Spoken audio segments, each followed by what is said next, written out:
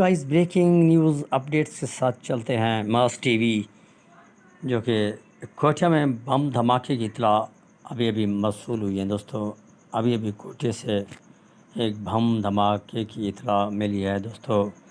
کویٹہ میں بم دھماکہ ہوا ہے دوستو، آپ کو بتاتے چلیں دوستو۔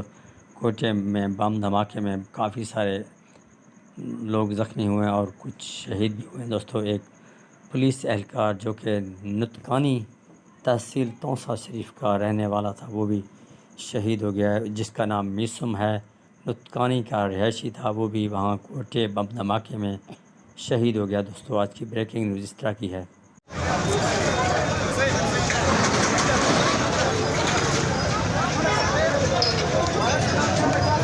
دا په کوټه کې دھماکه سوې ده، کندهاري بازار باندې